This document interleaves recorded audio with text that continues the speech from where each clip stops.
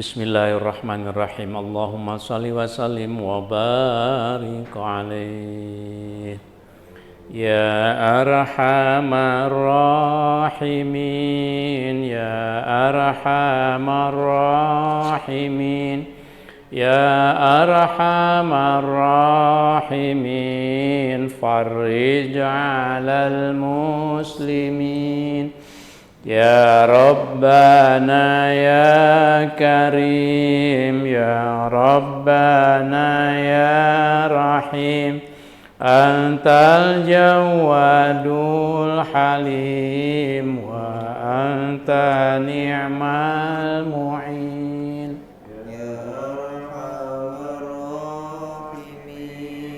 Ya Arhamar Rahimin, Ya Arhamar Rahimin, Ya Arhamar Rahimin, farrij 'alal muslimin, wa laysa narju siwak, fadrik ilahi darak, qablal fana wal halak, ya ummu dunya wa din.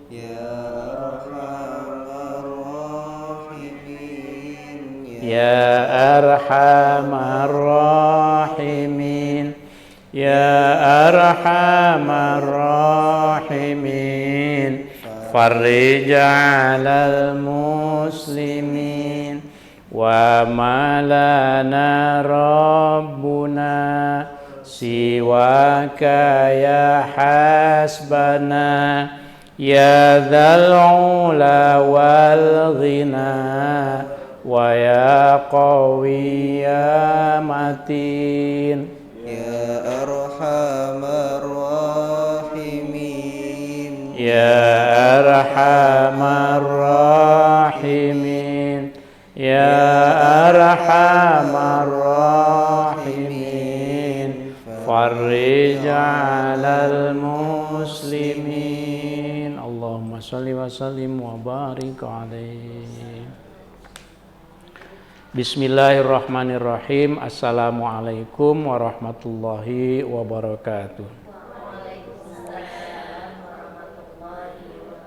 Alhamdulillahirabbil alamin, wassalatu wassalamu ala sayyidina Muhammadin wa ala alihi wa ashabihi ajma'in. Asyhadu an la ilaha illallah wahdahu la syarikalah wa asyhadu anna Muhammadan abduhu wa rasuluh, amma ba'du. Rabbi shrah li sadri wa yassir li amri wahlul 'uqdatam min lisani yafqahu qawli, ya fattahu ya alim. Allahumma rzuqna fahman nabiyyin wa hifdzal mursalin wa ilhamal malaikatil muqarrabin bi rahmatika ya arhamar rahimin. Allahumma anfa'na bima 'allamtana wa 'allimna ma yanfa'una wa zidna ilman. Alhamdulillah jamaah Alhamidiyah rahimakumullah, kita lanjutkan bisa berjumpa lagi di dalam ngaji bersama pengasuh. Sekarang kita masuk episode yang ke-69. Saya menyebut episodenya untuk mengingatkan bahwa ternyata alhamdulillah sampai saat ini kita bisa istiqomah untuk melaksanakan, dan alhamdulillah di studio juga ini jemaahnya sudah berjubel. Karena tempatnya kecil jadi berjubel kelihatan kan gitu ya. Alhamdulillah. Ya, biasanya nanti nambah juga. Kita lanjutkan membacakan kitab Sulamut Taufiq karangan Syekh Abdullah bin Husain bin Thahir, dan syarahnya atau komentarnya yang diberi judul Mirqat Su'ud At-Tasdiq oleh Syekh Nawawi Al-Bantani Al-Jawi At-Tanari. Kita sekarang masuk pada halaman 32. Ya, halaman 32. Fasal baru.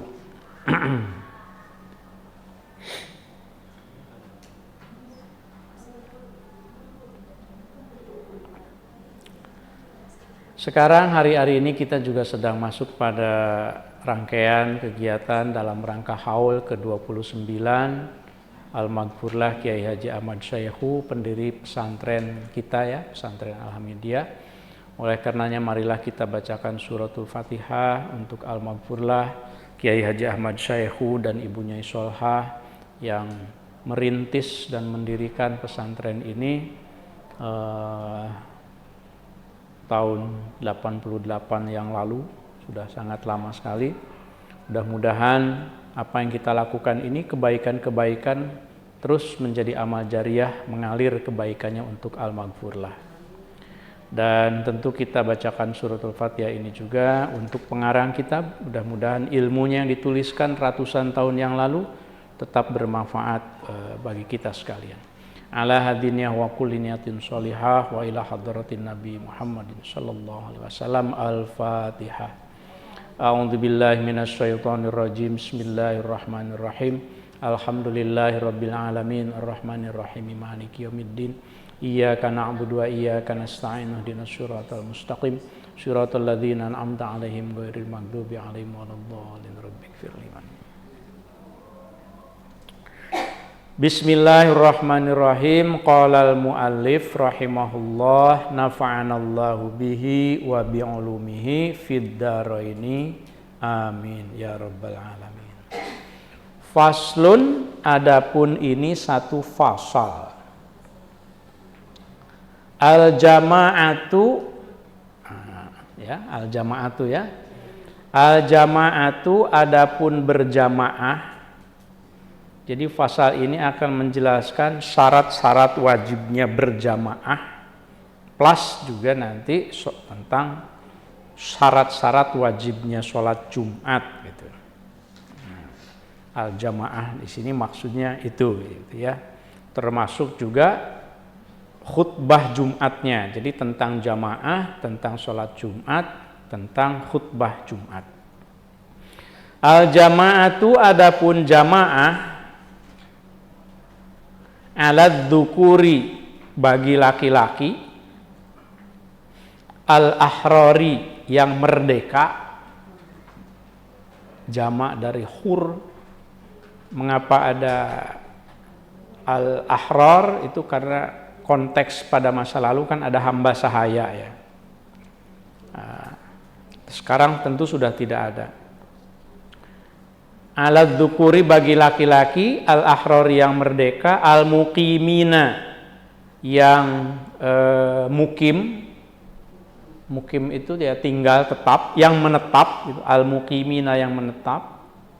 Syekh Nawawi memberikan penjelasan walau bibadiyatin, walaupun di badiah itu apa ya? Ya di kampung lah, pokoknya yang terpencil. Kalau konteksnya dulu di Arab ya di Gunung Sahara. Gunung Sahari. Gunung Sahara. Gunung Sahari mah Jakarta. Gunung Sahara. Maksudnya di padang pasir, Gunung Sahara. Walau bibadiatin. Wajib jamaah itu bagi laki-laki yang merdeka, yang menetap, al-balighina yang sudah baligh, yang sudah berakal, ghairil ma'dzurina yang tidak sedang udzur. Fardu kifayatin itu hukumnya fardu kifayah. Berjamaah itu dalam sholat wajib ini ya, dalam tentu sholat wajib 5 waktu. Fardu kifayatin itu hukumnya fardu kifayah. Fardu kifayah itu artinya apa? Fardu kifayah itu sama seperti mengurus jenazah, sholat jenazah. Kalau ada satu orang di kampung itu yang sudah melaksanakan, gugur kewajibannya, nggak dosa, cuma pahalanya buat yang melaksanakan. Beda dengan fardu ain. Kalau fardu ain, kalau seandainya tidak ada yang melakukan kewajiban itu, sekampung dosa semuanya, gitu. Bukan sambung dosa, maksudnya masing-masingnya dosa gitu ya. Tapi kalau jamaah itu di Alhamidiyah nih misalnya, ini para karyawan, para guru harus berterima kasih pada para santri karena diwakili jamaahnya itu oleh para santri. Gugur kewajiban kita itu di Alhamidiyah ini ketika ada jamaah di masjid. Tapi kalau tidak ada satupun, berarti dosanya semuanya. Jadi kalau santri kan sudah pasti kan yang berjamaah kan. Ibu-ibu sekarang kan sudah bisa karena sudah tidak pandemi lagi. Bapak-bapak, ibu-ibu karyawan, begitu azan dikumandangkan, berhenti. Tukang juga berhenti dulu ya. Nanti setelah itu lanjut lagi. Jangan ketika azan, ketika sholat juga dagdikduk. Sebaiknya tidak ya, karena ini adalah pesantren, supaya kita dapat berkahnya gitu ya. Kecuali kalau uzur. Apa yang dimaksud uzur? Nah, di sini dijelaskan oleh Syekh Nawawi. Misalnya kamasyakotin, seperti masyakoh. Masyakoh itu kamasyakoti marodin. Masyakoh itu sulit karena sakit memang, walaupun dekat tapi sakit. Ya itu masyakot namanya, tidak apa-apa kalau sakit. Wamatorin atau hujan. Hujan juga boleh tidak berjamaah ya. Tapi kan ada payung mungkin sekarang. Tapi kalau misalnya tidak memungkinkan ya tidak apa-apa. Wasyiddati rih, atau banget ada angin puyuh mungkin. Angin puyuh yang kencang, atau mungkin di malam-malam mungkin, atau ini wahal itu becek gitu misalnya jalan. Apa itu? Debel itu apa? Becek. Oh, bahasa mana itu? Kotor, becek gitu ya. Ini jadi kalau kita lihat ya penjelasan Syekh Nawawi, betapa beliau ingin menjelaskan tidak susah kok beragama itu. Ya, kalau ada situasi yang tertentu ya tidak apa-apa gitu. Wahar, panas banget gitu. Wabarod, dingin banget gitu. Atau bahkan waju, lapar, ini lagi lapar banget. Ini GoFood nggak datang-datang gitu. Kalau jalan dikit, apalagi habis donor darah misalnya, wah lemes gitu, jatuh, ya sudah tidak usah berjamaah. Atau wa'atosin, haus misalnya, haus banget gitu, dehidrasi dan lain-lain tentu saja gitu ya. Kalau tidak, maka fardu kifayatin, itu fardu kifayah hukumnya. Di sini ada hadis Rasul yang dikutip oleh Syekh Nawawi, alasannya mengapa fardu kifayah bukan fardu ain, karena Rasul mengatakan begini, ma min thalathatin fi qaryatin aw badawin la tuqamu fihim al jamaah, tidaklah ada 3 orang di satu kampung, di satu tempat, lalu tidak didirikan di antara mereka itu sholat berjamaah, illastahwada alaihim asyaiton, kecuali niscaya setan akan mempengaruhi mereka. Fa'alaika bil jamaah, maka kalian harus melaksanakan sholat berjamaah. Mengapa? Fa'innama ya'kulu, ini di tengahnya ya saya bacakan. Fa'innama ya'kulu, karena memakan ad-dhi'bu, seekor serigala itu, minal ghanami, dari kambing, al-qasiyati, yang terpisah gitu. Serigala itu kalau kambingnya barengan terus itu tidak menyantap dia. Menyantap itu kalau kambingnya terpisah dari rombongan, baru diambil. Itu perumpamaan dari Rasul bahwa berjamaah itu semakin menguatkan kita, syiarnya kelihatan gitu kan. Wah, di pesantren suaranya juga kedengaran keluar gitu ya. Syiarnya itu kedengaran, asalkan tidak mengganggu masyarakat setempat begitu ya. Nah, ini dalilnya mengapa sholat jamaah itu fardunya kifayah, karena kalimatnya itu la tuqamu fihim, tidaklah ada 3 orang lalu tidak ada jamaah di situ, artinya 2 juga boleh. Yang satunya nggak jamaah. Bukan kalimatnya itu fa'alaikal jamaah misalnya, kalian harus berjamaah, enggak begitu. Kalimatnya itu la tuqamu fihim al jamaah. Itu menjadi dalil bahwa memang fardunya itu fardu kifayah.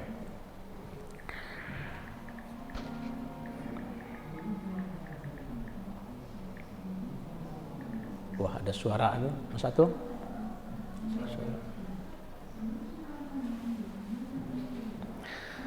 Ya,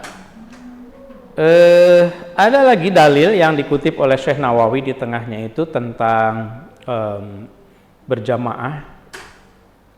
Nah, di sini Rasul mengatakan bahwa afqalu sholati, seberat-beratnya sholat, alal munafiqina, bagi orang yang munafik, itu sholatul isya'i, adalah sholat isya, wal fajri, dan sholat subuh. Itu yang paling berat ya emang ya, sholat isya sama sholat subuh. Astagfirullah ya. Iya ya, astagfirullah. Aduh, Masya Allah. Untung ada pembina nih. Pembina mah udah pasti kan jamaah ya. Untung ada santri, jadi gugur kewajibannya.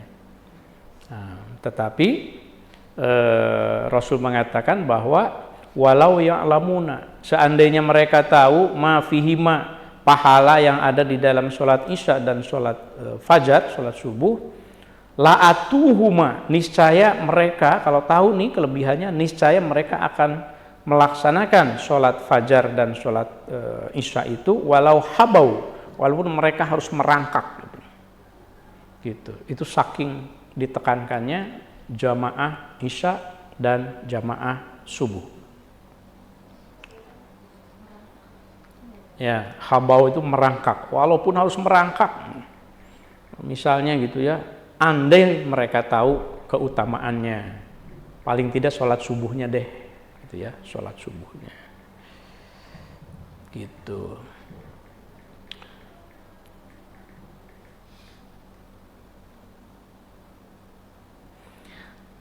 Nah, di sini di halaman 33 sebetulnya matan Sulam Taufiknya ini pendek ya.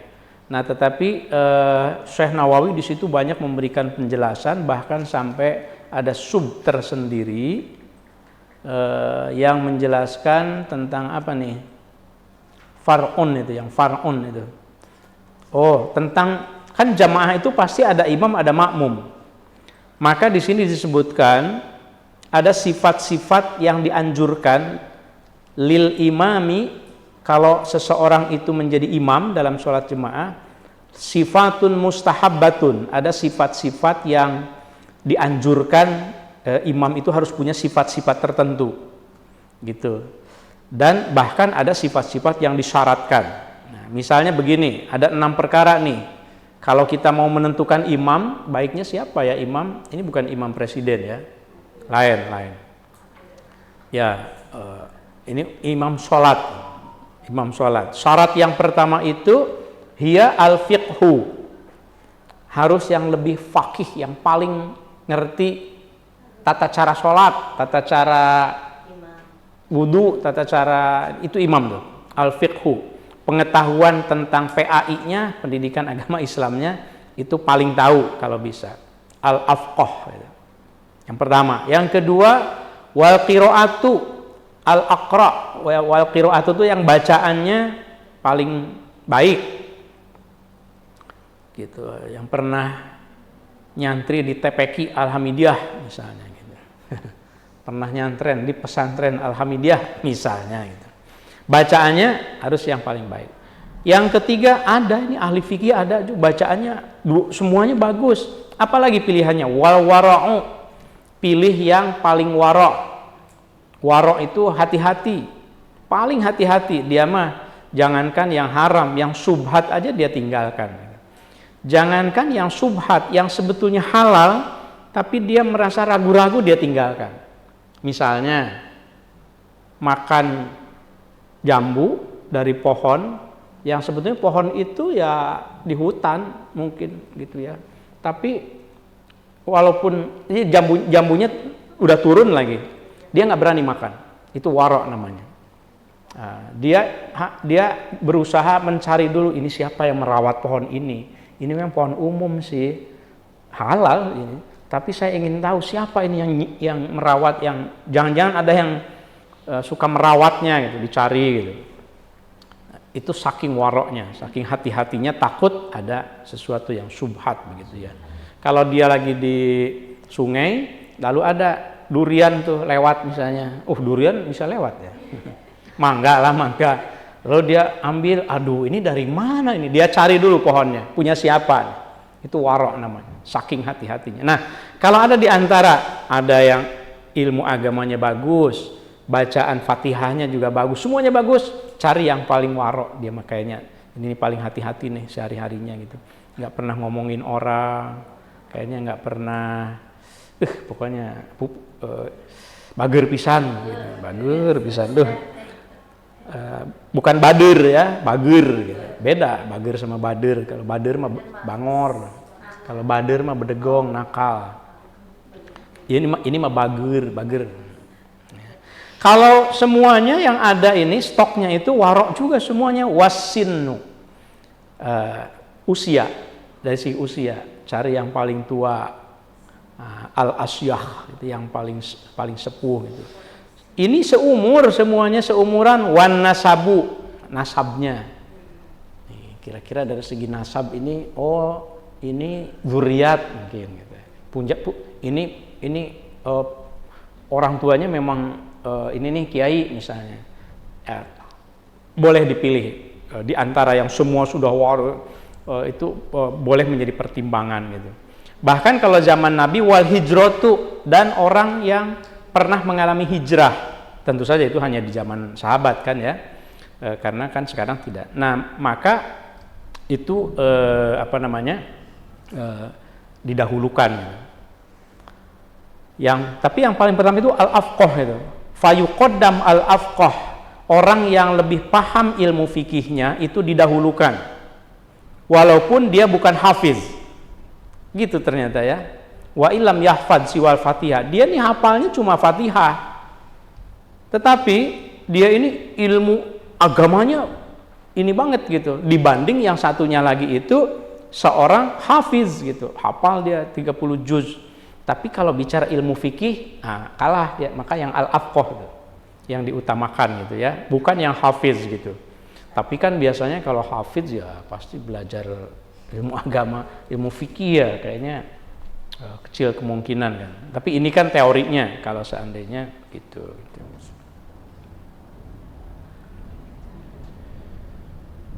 Ya.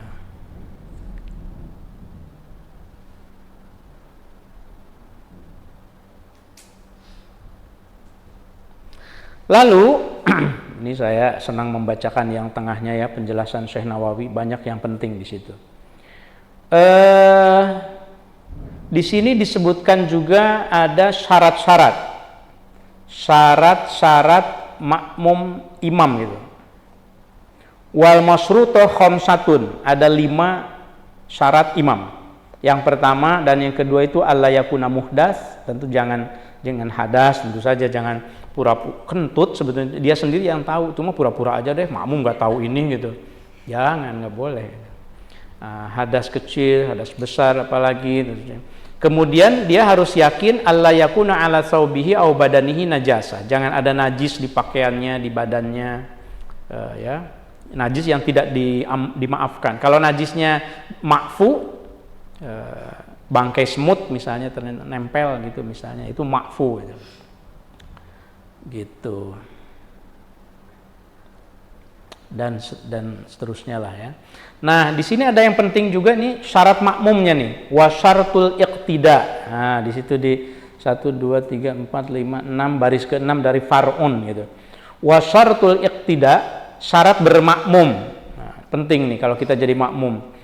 Allah yataqaddam al-muqtadi 'alal imam. Jangan sampai si makmum ini mendahului imam.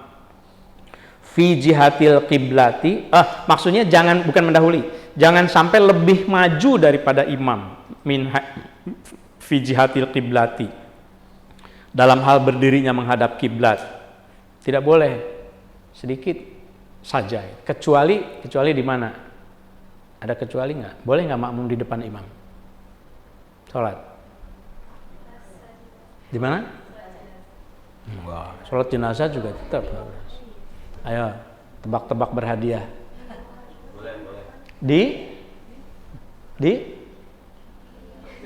Jadi makmum itu tidak boleh lebih depan daripada imam dari segi menghadap kiblatnya, kecuali di mana? Kecuali di Mekah, di Ka'bah. Imamnya di sini. Saya pernah hadap-hadapan sama imam. Imam situ, iya. Kan muter deh ini imam. Itu tidak berlaku. Kan lebih maju. Ya, saya di depan imam, sholatnya bahkan ngadep imam gitu kan. Iya, kiri kanannya semuanya itu. Itu tidak, itu pengecualian.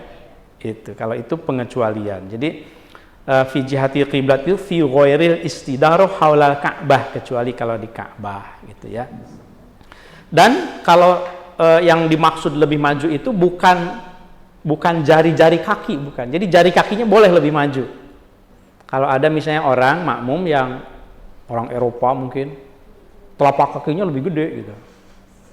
Lebih maju ketika berdiri itu. Padahal dia makmum, nggak apa-apa, asalkan tumitnya lebih belakang dari imam.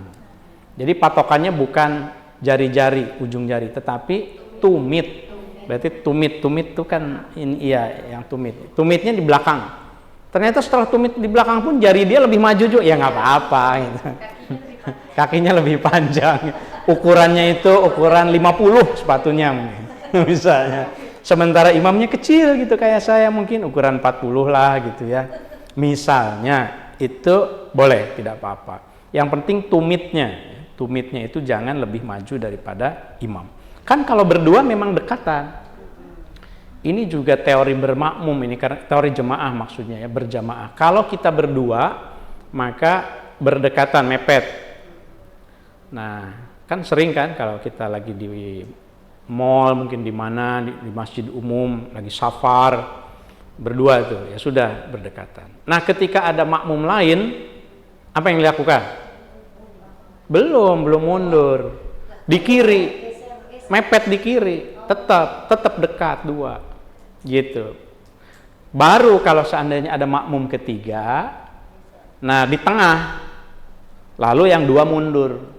Gitu. Jangan langsung mundur loh. Kalau seandainya langsung mundur, kan ada jarak kan gitu. Jadi dua dulu tetap gitu. Ibaratnya kalau kita sholat bertiga, satu itu tumit itu tetap ditempel gitu ya. Gitu. Nah setelah ada bertiga nih, ada keempat di mana? Makmum yang keempat. Kan ada kanan, ada kiri. Pilihannya mana? Di kanan. Penuhi dulu yang kanan. Penuhi yang kanan sampai ke ujung. Baru kemudian setelah penuh kiri sampai ke ujung dan seterusnya. Saya lupa di bagian mana, mungkin di Sulam Taufik ada atau tidak ya tentang itu, tapi saya pernah membaca detailnya seperti itu. Mungkin di Fathul Mu'in, di Ana ada yang seperti itu. Tapi saya seringkali melihat kalau ini itu ada yang misalnya berdua, kemudian yang ketiganya itu nepuk, terus yang ini yang mundur, jadi ya nggak batal sih tetap. Cuma kalau mau tertib, kalau dua masih ya masih di rapat gitu.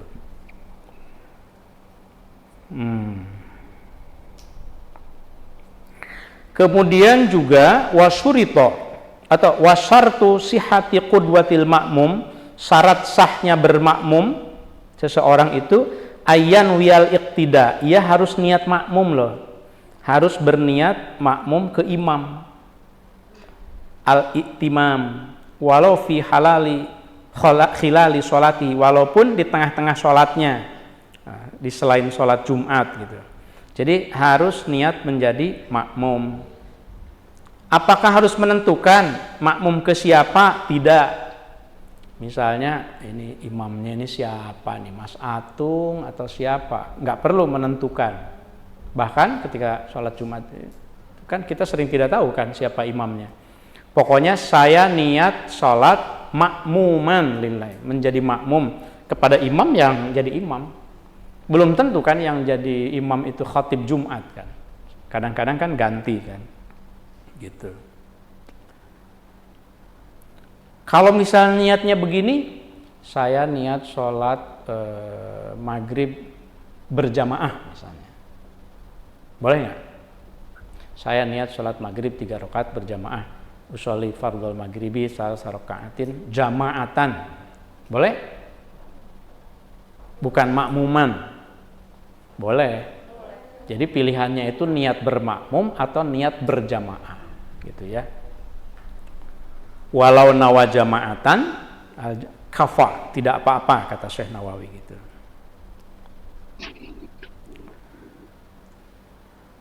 Jamaatan itu bisa jadi makmum, bisa jadi dia jadi imam sebetulnya kan gitu ya.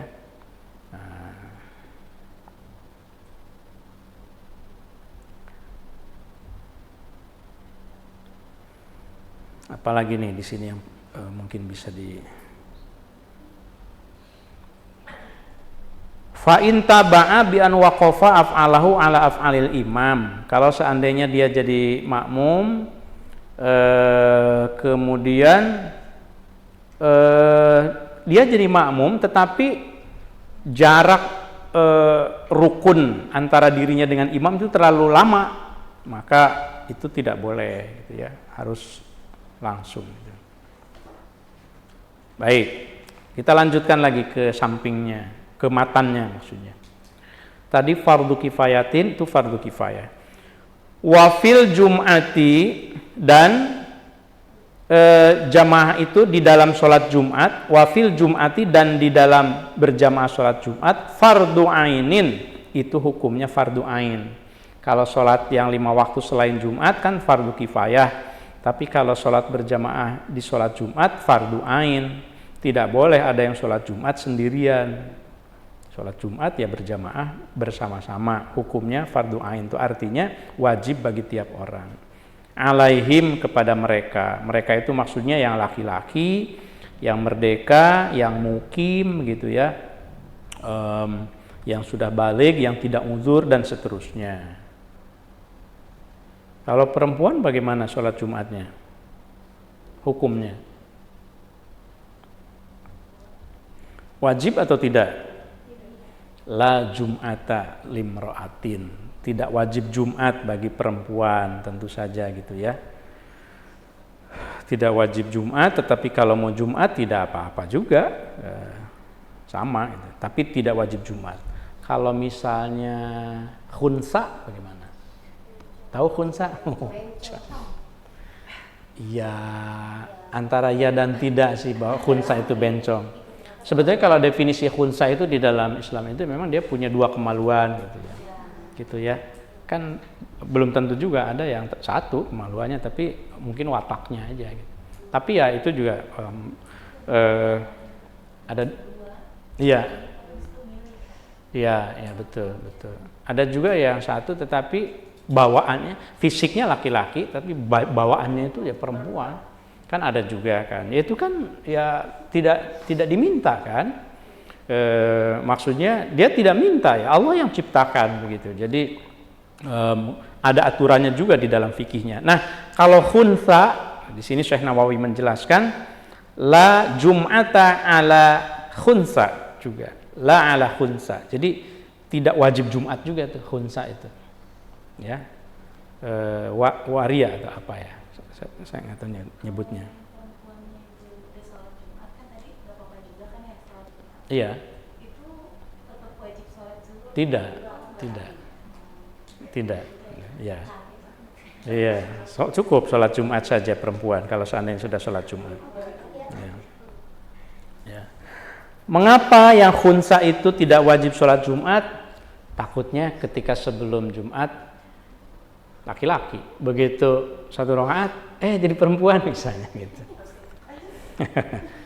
Lihtimali unusatihi, kata Syekh Nawawi, karena ada kemungkinan berpindah-pindahnya kecenderungan apakah laki-laki atau perempuannya. Jadi makanya tidak wajib gitu ya.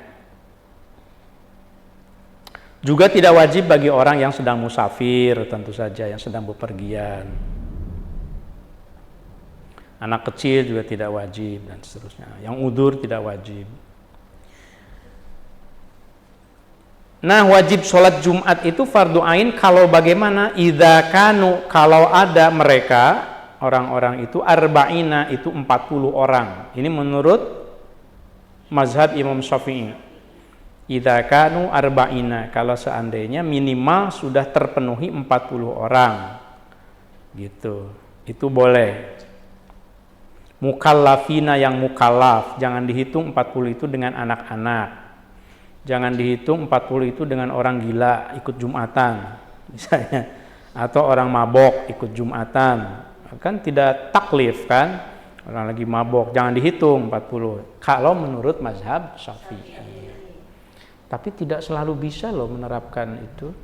Ketika situasi tertentu, saya pernah mengalami ketika di Eropa, saya ngejar gitu sholat Jumat waktu itu di Oxford kalau nggak salah. Ngejar sholat Jumat cukup jauh gitu, ketinggalan kereta gitu. Waktu itu Jumatnya jam 1:30 kalau nggak salah. Lalu nyampe ke situ sudah selesai, sudah bubar, dan tidak ada lagi Jumat yang tempat lain. Karena kalau di Eropa kan ya tidak seperti di kita. Di sini mah sholat Jumat, di sini ada, di situ ada. Ini haji ada di situ. Saya datang ke situ sudah bubar. Kami bertiga. Yang satu orang bule, kami berdua orang Indonesia. Waduh, gimana ini? Nah, di situ sholat Jumat bertiga, berijtihad. Gimana? Sebetulnya sholat zuhur ya, udah ketinggalan ya sholat zuhur aja gitu ya. Kemudian yang dari ini, yang dari Arab, kita sholat Jumat bertiga aja gitu. Ya. Kemudian anta khotib, waduh saya bilang saya khotib harus pakai bahasa Inggris kan susah juga saya bilang gitu. Akhirnya saya udah pakai bahasa Indonesia aja, terserah dia ngerti apa enggak. Tentu saja muqaddimahnya pakai bahasa Arab, tentu saja gitu. Alhamdulillahirabbil alamin usikum wa iyyakum bitaqwallah gitu kan. Sedikit gitu. Kemudian sudah barakallahu li wa lakum. Kadang-kadang gitu ya, situasi tertentu itu ya. Nah ini pentingnya bahsul masail. Kalau di NU kan ada bahsul masail ya, membahas masalah-masalah bagaimana kalau begini, bagaimana kalau begitu hukum fikihnya gitu. Mukallafina yang mukallaf. Kemudian fi abniyatin, sholat Jumat itu wajibnya itu fi abniyatin dalam bangunan. Nah, manazil yastautinuha seperti Masjid Al-Hamidiyah ini misalnya gitu ya. Sawaun kanat min hajar, baik itu ya bangunan berupa bangunan modern dari batu atau dari kayu atau dari tanah atau dari, pokoknya itu berupa bangunan yang ada di wilayah itu begitu. Bahkan kalau mau mengikuti prinsip fikih yang lama itu, di satu kampung itu tidak boleh ada lebih dari 2 Jumat. Maksudnya tidak boleh lebih dari 1 Jumat gitu. Di satu kampung itu. Dulu prinsipnya begitu tuh. Jadi di prinsipnya itu di Korea atau di Badawi begitu, di satu wilayah itu harus hanya ada 1 sholat Jumat. Kalau ada sholat Jumat yang lainnya itu tidak sah gitu. Dulu. Tapi ketika jamaah umat muslim berkembang sedemikian rupa, tidak muat. Nah, di sini Syekh Nawawi menjelaskan juga bahwa dalam keadaan seperti itu maka boleh ada Jumat ma'dudah. Gitu ya. Muta'addidah. Kenapa dingin? Oh, ada Jumat yang muta'addidah yang boleh lebih dari 1 gitu Jumatnya itu ya.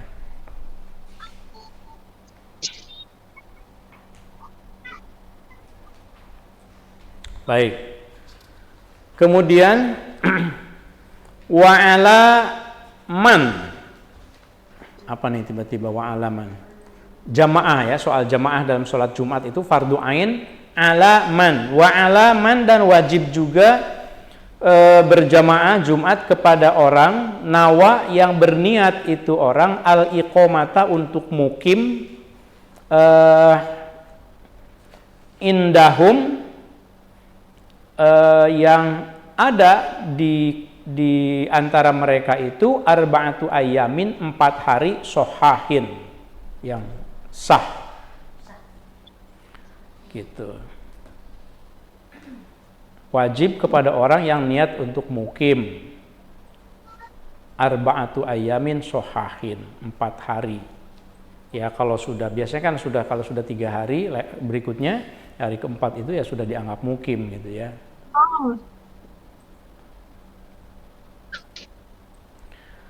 Fardu ain juga alaman wa alaman, dan wajib jamaah Jumat kepada orang balaghahu yang nyampe kepada itu orang itu man apa nida'u syaitin, seruan suara, seruan azan, seruan orang yang mengumandangkan azan. Setiap orang yang mampu mendengar ada azan di sholat Jumat itu wajibnya wajib ain itu. Tidak boleh itu. Kecuali kalau, aduh ini saya kok nggak mendengar azan, nggak mendengar ada syiar kayaknya ada sholat Jumat, bisa gugur tuh kewajibannya. Tidak wajib Jumat. Tapi selama dia bisa mendengar, kalau di Indonesia mana ada. Rasanya, iya, walaupun di daerah yang minoritas gitu ya, di mana Tolikara mungkin atau di daerah Papua itu umumnya satu mah ada gitu Jumat itu. Alaman balaghahu nida usaitin, terus nida usaitin apa nih? Torfin ya? Apa nih? Torfin. Min torfin, udah ada min pantesan. Min torfin, min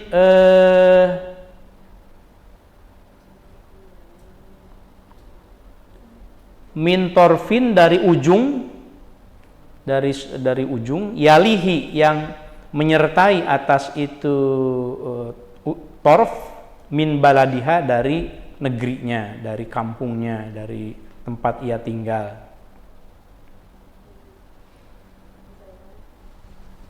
Wasartuha, dan adapun syarat sahnya Jumat, waktu zuhri itu pada waktu zuhur yang pertama. Ada 4 ya syarat sahnya sholat Jumat. Waktu zuhri itu sholat zuhur. Kalau seandainya ada yang sholat Jumat ternyata jamnya kecepatan, dia sudah sholat Jumat, ternyata baru masuk waktu zuhur, maka harus dibatalkan dan harus balik lagi gitu. Harus diulang.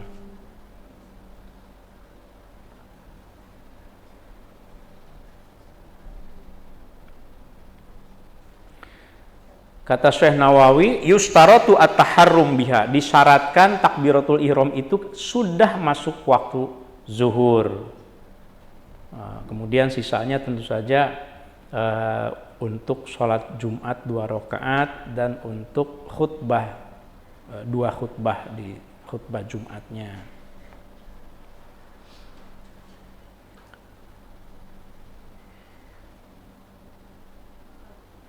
Wa khutbatani, dan syarat yang kedua itu ada 2 khutbah qoblaha sebelum sholat Jumat.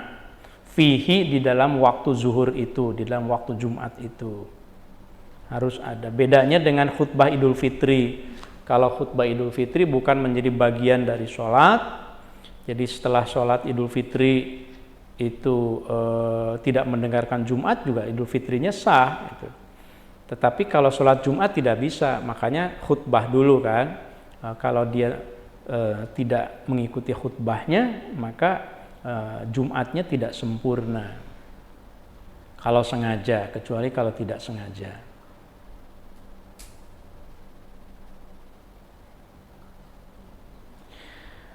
Khutbatani, 2 khutbah qoblaha sebelum sholat Jumat, fihi, di dalam sholat di dalam waktu, yasma'uha, khutbahnya itu yasma'uha, yang dapat mendengar atas itu 2 khutbah siapa? Al-arba'una, 40 orang jemaah. Jadi syaratnya itu khutbahnya itu juga bisa didengar oleh 40 orang. Min haitsu yasma'uha al-arba'una.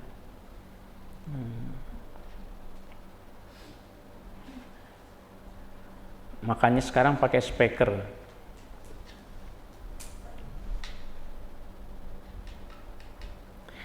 Wa antusollia, dan hendaknya sholat siapa jama'atun, ini syarat yang ketiganya, antusollia, sholat siapa jama'atun, jamaahnya itu bihim, dengan mereka, maksudnya dengan yang al-arba'un itu.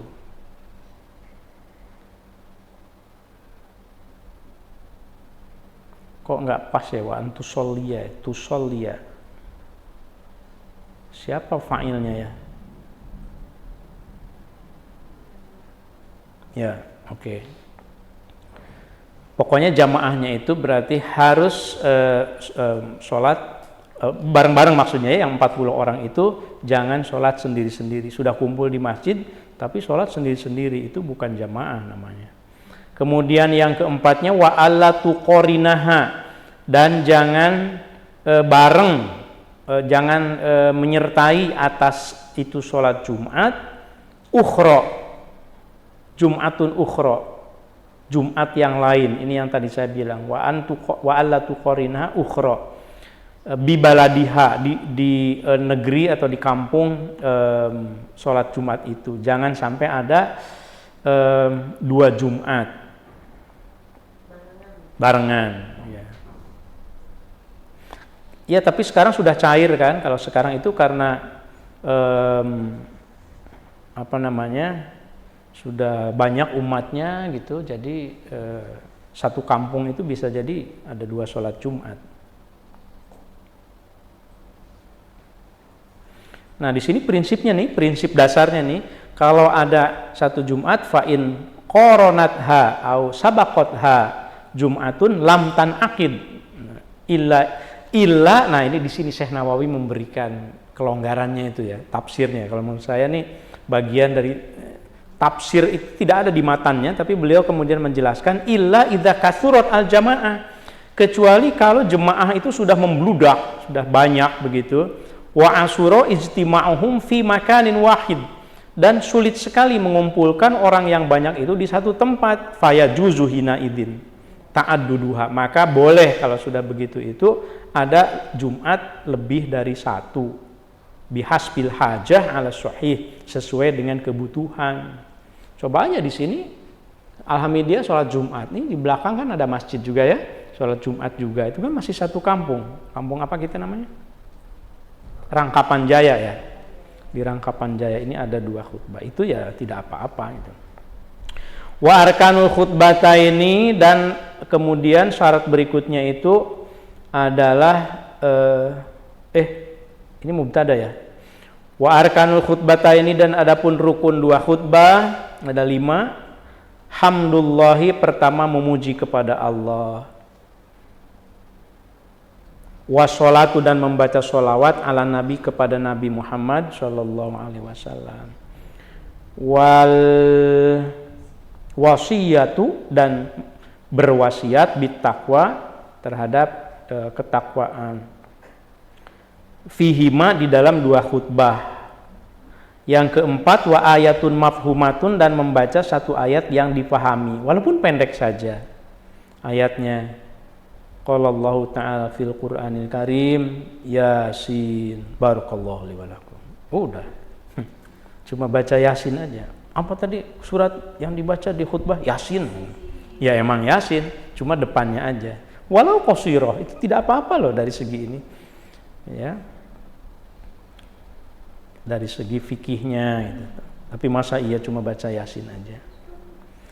Mungkin lagi buru-buru, mungkin lagi ada gempa, misalnya ada gempa, lagi khutbah tuh ada gempa, aduh udah tanggung nih, udah lagi sholawat, kasih tambah 1 ayat Yasin, kemudian barakallahu li wa lakum. Ya. Ayatun mafhumatun fi ihdahuma, dalam salah satu 2 khutbah. Jadi sebetulnya kalau membaca Qur'annya itu bisa di khutbah pertama, bisa di khutbah kedua, tidak harus dua-duanya ternyata. Tetapi diutamakan katanya lakinnal aula antakuna fil khutbah al ula, membaca ayat Quran itu diutamakan di khutbah yang pertama. Kalau yang kedua itu tidak baca, itu tidak apa-apa. Bagaimana kalau ada khatib yang lupa membaca salah satu rukun itu? Ya sebetulnya ya tidak sah sebetulnya karena itu rukun kan.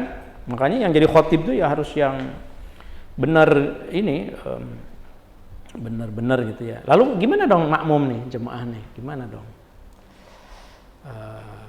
Ada yang kalau makmum yang tahu dan ragu dengan sholat Jumatnya itu, dia bisa sholat zuhur, sholat i'adah, dia mengulang.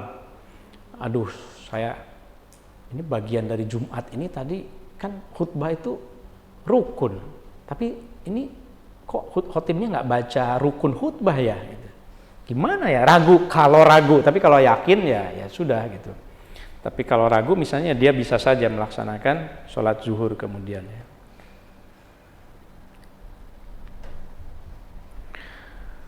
Yang kelimanya wadu'a'u, saya selesaikan sedikit ya. Wadu'a'u dan membaca doa.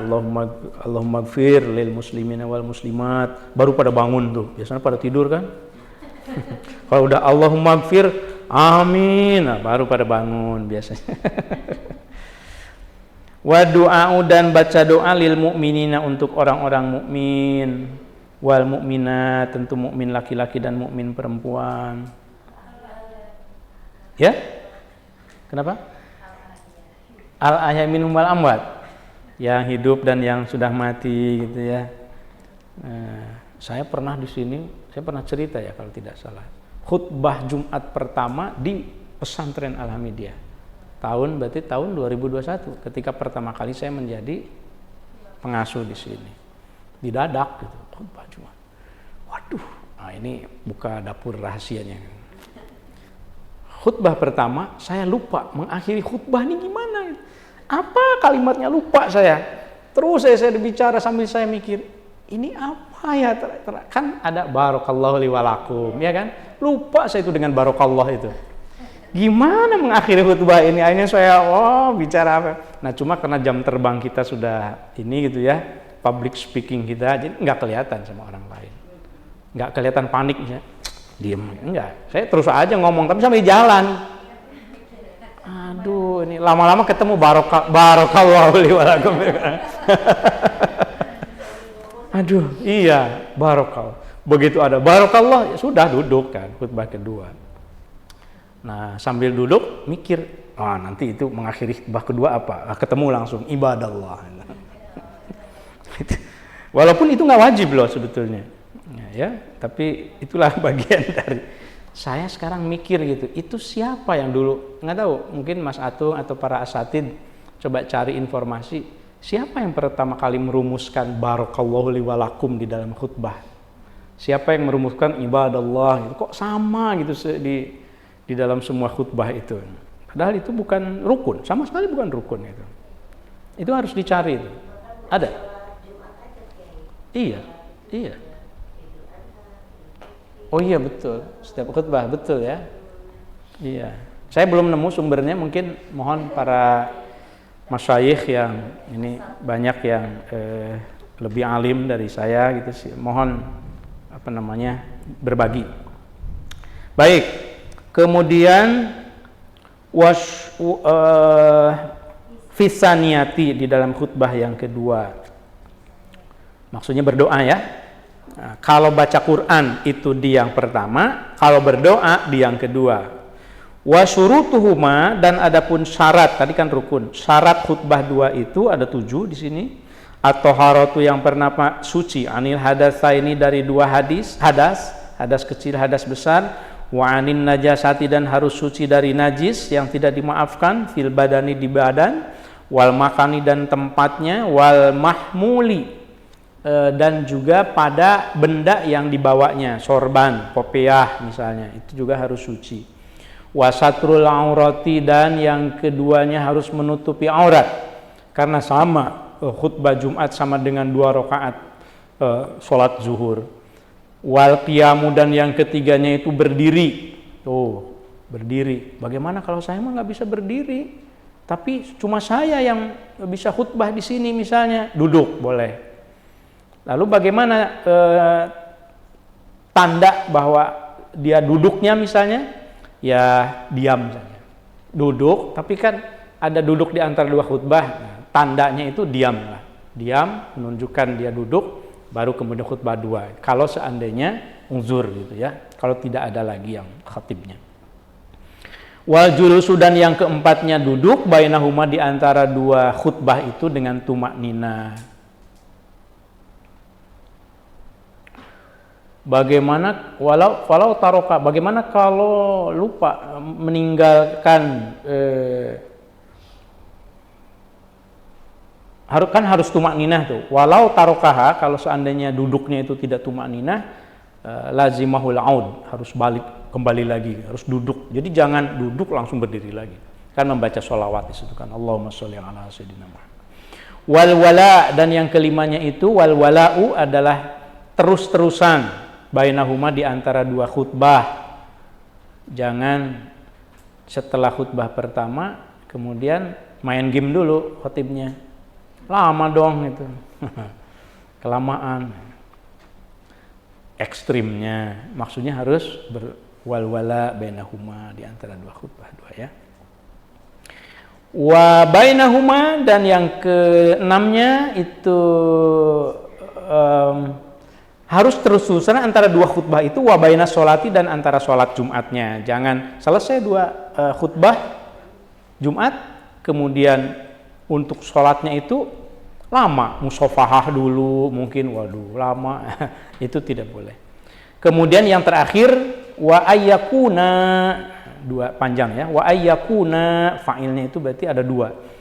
Dan yang ketujuhnya itu harus ada kedua-duanya, yaitu dua khutbah itu bil arabiyati, dengan bahasa Arab. Tentu ini apa namanya, kalau di kita bahasa Arabnya kan yang muqaddimahnya saja, tapi ada yang memegang teguh bahwa harus bahasa Arab semuanya. Ada yang khutbah itu ya tidak diterjemahkan semata-mata dalam bahasa Arab, ada juga yang begitu.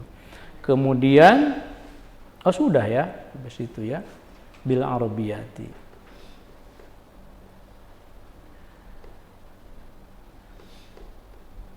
Ya, demikian jemaah. Alhamdulillah, walaupun jemaahnya banyak ibu-ibu yang hadir di studio, tidak sholat Jumat, tapi kan suaminya sholat Jumat. Yang sudah punya suami nanti dikasih tahu. Harus tahu juga ilmunya itu ya. Silakan Mas Atung, mungkin ada di pesan ini? Tidak? Ya, dari studio silakan. Ya, mangga.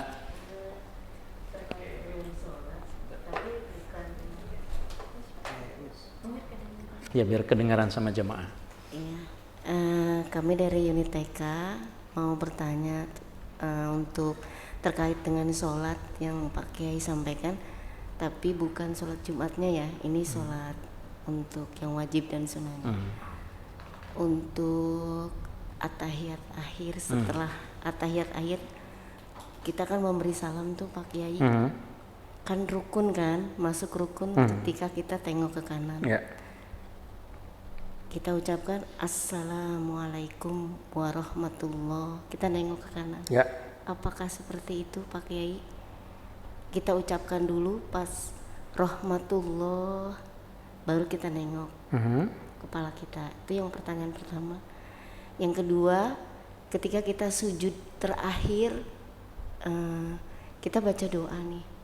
Ada doanya, Allahumma barik li fi auladi wa la taduruhum wa wafiqni li ta'atika warzuqni birahum. Apakah itu dibolehkan ataukah bagaimana Pak Kiai? Terima kasih.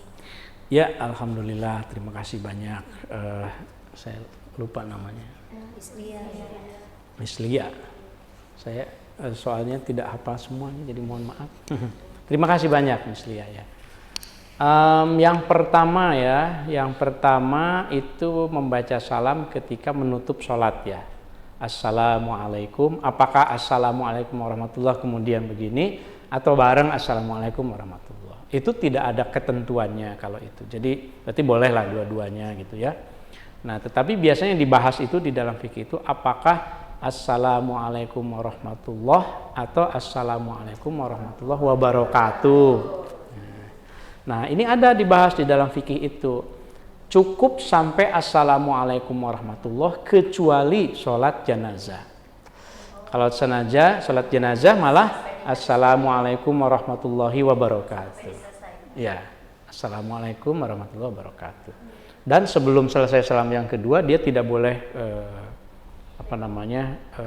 keluar, tidak boleh bergerak dadanya tidak menghadap kiblat, maksudnya karena belum selesai ya, gitu. Harus selesai. Kemarin ada tuh pas di bagian salamnya gitu.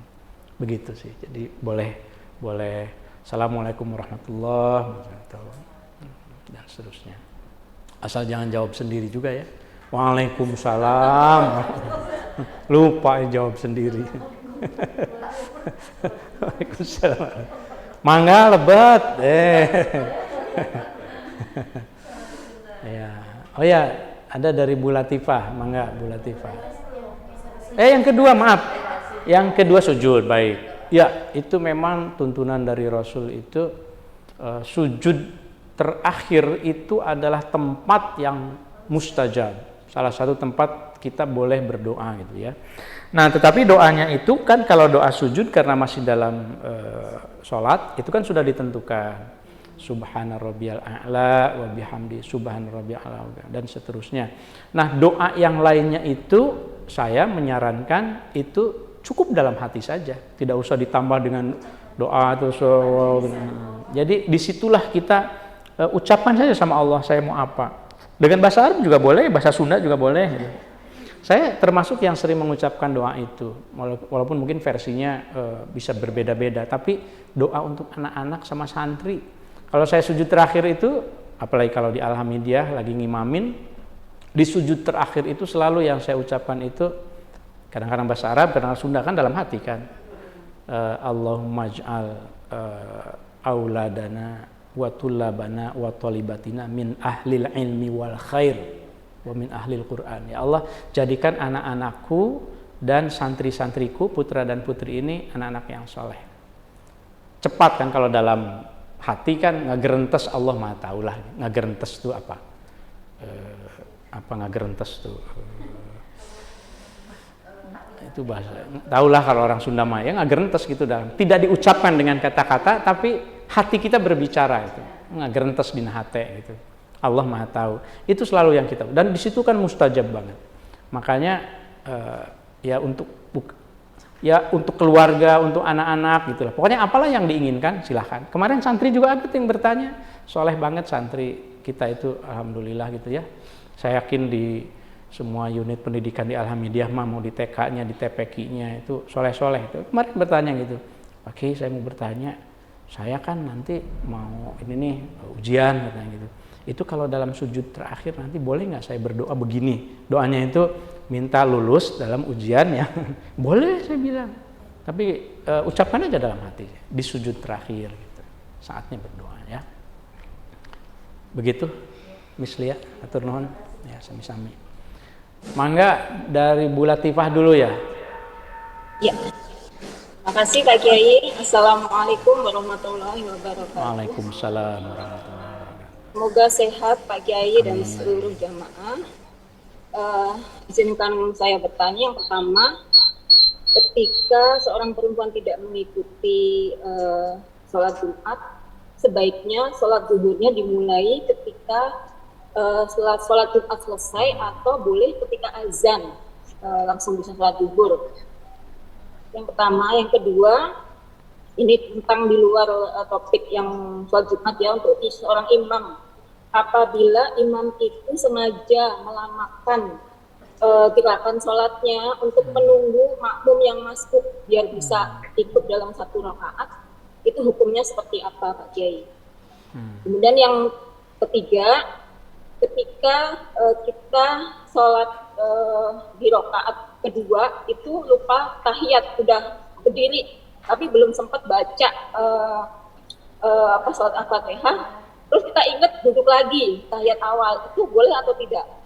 Kemudian yang boleh seperti apa, dan apakah kita harus sujud syahwi setelah sholat ini selesai? Mungkin itu aja Pak Kiai. Yang keempat apa Bu Latifah? Yang ketiga Pak Kiai, nggak ada yang keempat. Oh yang ketiga ya, sampai ketiga ya. Oh ya. Nggak ada yang keempat. Terima kasih Pak Kiai. Assalamualaikum warahmatullahi wabarakatuh. Waalaikumsalam warahmatullahi. Ini ditumpuk nih pertanyaannya, diborong nih. Takut nanti kalau lupa tolong diingatkan. Baik, yang pertama dulu tuh, yang pertama aja tadi urutannya lupa. Yang pertama sholat Jumat. Ya, ya betul. Ada di dalam pembahasan kitab-kitab fikih itu kalau mereka yang tidak sholat Jumat mau sholat zuhur, maka sebaiknya tunggu sholat Jumat selesai. Lit tahrim, untuk menghormati pelaksanaan sholat Jumat. Bukan hanya ibu-ibu, tetapi juga yang musafir misalnya gitu ya, yang tidak sholat Jumat gitu, karena sedang safar atau apa begitu, mau sholat zuhur tunggu selesai sholat Jumat baru. Jadi tunggu anak kita pulang yang laki-laki dari masjid, itu kemudian tapi itu sifatnya mustahabbah gitu. Bukan wajib ya. Di mustahabbah itu sesuatu yang disukai, berarti kan dianjurkan gitu ya. Kemudian yang kedua, imam melamakan gerakan imam salatnya melamakan. Ya. Tidak ada keutamaan saya kira ya imam memperlama bacaannya untuk memberi kesempatan kepada makmum yang masbuk atau apa, tidak ada. Jadi ya berjalan seperti biasa saja. Panduan bagi imam itu apalagi kalau lamanya terlalu lama misalnya gitu ya, wah santrinya belum turun nih yang kelas 12 nih misalnya, terus sampai baca surat Al-Baqarah dulu misalnya. Tidak, bahkan ya, Rasul mengatakan kan idza amma ahadukum falyukhaffif. Kalau salah seorang di antara kalian jadi imam, maka ringankanlah gitu. Bagaimana yang masbuk? Ya tentu kalau sewajarnya dan dia tahu, mungkin dia tahu, imamnya tahu nih ada yang mau masbuk agak sedikit melamakan yang wajar misalnya, ya itu juga tidak apa-apa juga gitu ya. Tapi jangan sengaja memperpanjang melamakan sampai berlebihan juga untuk menunggu jamaah yang lain supaya masbuk gitu ya. Saya kira begitu. Dan yang terakhirnya lupa tasyahud awal. Kita sudah berdiri Pak Kiai. Sebentar, coba diulang sedikit Bu Latifah. Baik. Jadi ketika kita lupa tasyahud awal, kita udah berdiri, tapi ingat sebelum baca Al-Fatihah, kita duduk lagi untuk ayat awal. Baik. Apakah boleh dan apakah disertai dengan nanti sujud syahwi? Baik, ya. Jadi kalau seandainya kita tasyahud, kemudian kita ternyata belum tasyahud gitu ya, kemudian keburu berdiri, terus baru ingat gitu. Nah maka kalau belum terlewat satu rukun, boleh kembali lagi. Ya duduk lagi gitu ya. Tapi kalau sudah tumakninah di dalam rukun yang lain, lewat saja, nanti sujud sahwi gitu ya. Oh jangan istighfar, kalau istighfar batal malah. Astagfirullahaladzim tadi lupa, waduh, itu mah batal, itu malah langsung saja, langsung duduk lagi. Kecuali kalau sudah tumakninah, dia sudah tumakninah baca Fatihah rakaat ke berapa? Ke-3 gitu ya, sholat maghrib misalnya. Sudah selesai Fatihah, tadi belum tasyahud, lalu tasyahud balik lagi, itu tidak, karena sudah masuk pada rukun. Patokannya itu belum masuk pada satu rukun secara tumakninah, dia bisa. Apalagi kalau baru separoh berdirinya misalnya, duduk lagi tidak apa-apa. Kadang-kadang juga kan diingatkan oleh makmum kan, subhanallah, makmum padahal kitanya sudah hampir separuh misalnya, duduk lagi saja gitu. Bagaimana kalau makmum sudah mengingatkan subhanallah, dia tetap berdiri gimana? Subhanallah 2 kali, bismillahirrahmanirrahim, subhanallah 3 kali gitu. Dia tetap, ya sudah, berarti itu makmum boleh mufarokoh di situ. Itu sama dengan ini Pak, doa kunut. Doa kunut, kenapa tuh? Oh ya doa kunut. Nah, nah ini pentingnya fikih itu ya di sini. Jadi fikih itu kalau ini gimana, kalau itu gimana gitu ya. Jadi kalau tahu opsinya, semakin banyak ilmu fikihnya, maka syarat imam itu al-afqah tadi itu. Itu kita bisa mengambil pilihan-pilihan. Misalnya doa kunut. Kita membaca doa kunut, tapi setelah i'tidal kita langsung sujud misalnya. Kalau sujudnya sudah masuk sujud, sudah baca sujud, sudah lupakan. Jangan berdiri untuk kunut. Karena kunut itu kan sunat ab'ad kan. Sunat ab'ad itu sunat yang kalau lupa itu diganti dengan sujud sahwi. Sudah selesai, kemudian sujud sahwi. Setelah salam lupa sujud sahwinya juga, udah kunutnya lupa. Ini sholat ngapain aja, ingetnya nggak sama Allah. Mikirin yang lain gitu, tidak apa-apa juga. Kalau seandainya misalnya lupa, salam, assalamualaikum. Tadi belum sujud sahwi, sebelum salam sujud sahwi, setelah salam kan masih bisa. Kecuali kalau sudah pergi misalnya, kok tadi rasanya saya tidak kunut, tidak sujud sahwi.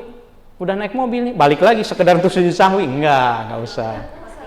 Kalau kita ikut imam yang imamnya enggak kunut, kita sujud sahwi atau gimana? Kalau kita mengikuti bermakmum kepada imam yang imamnya memang tidak kunut, ikuti imam. Ya, iya, tidak.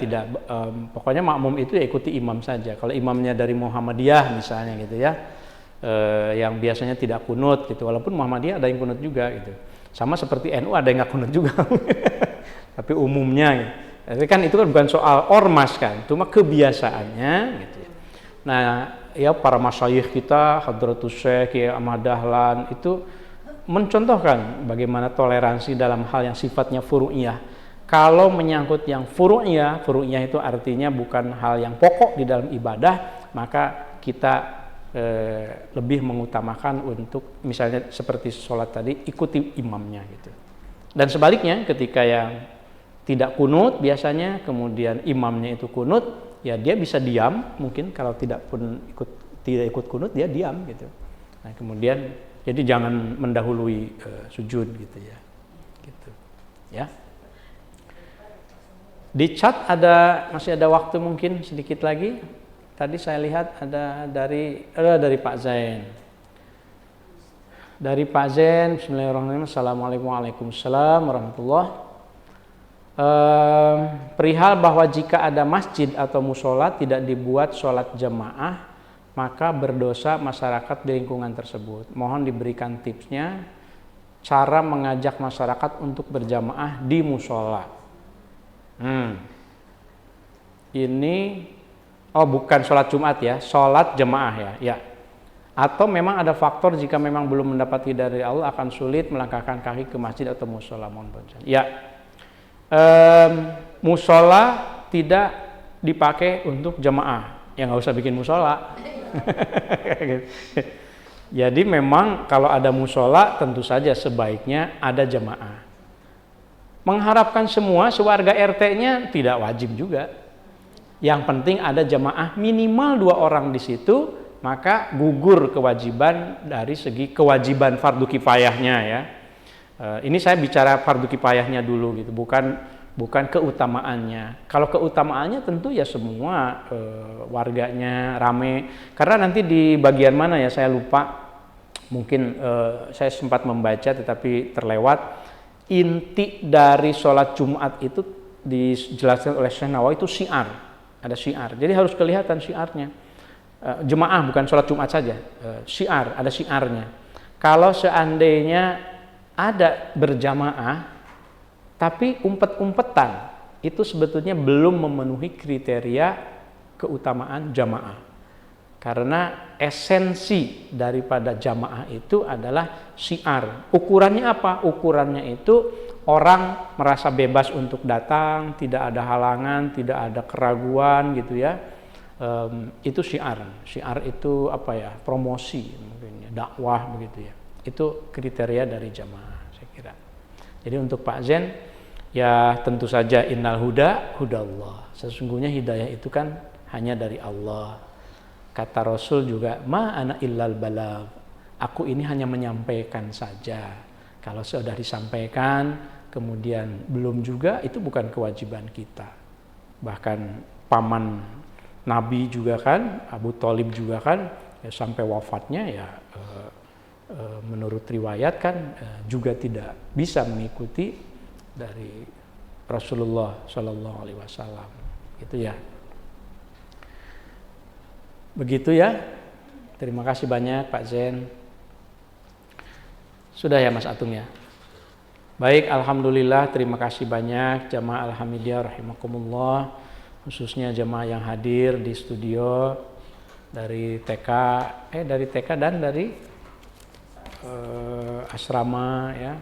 Alhamdulillah, mudah-mudahan majelis kita ini terus mendapatkan keberkahan, khususnya sekarang ini dalam rangka haul memperingati wafatnya Kiai Haji Ahmad Syaihu yang ke-29 ya. Kalau hijriahnya yang ke-30. Mudah-mudahan selalu kita mendapatkan keberkahan dengan meneladani keilmuan dari Al-Maghfurlah Kiai Syaihu. Wallahu a'lam bishawab. Ya arhamar rahimin, ya arhamar rahimin, ya arhamar rahimin, farrij 'alal muslimin, ya Rabbana ya Karim, ya Rabbana ya Rahim, antal jawadul halim, wa anta ni'mal mu'in. Ya arhamar rahimin, ya arhamar rahimin, ya arhamar rahimin,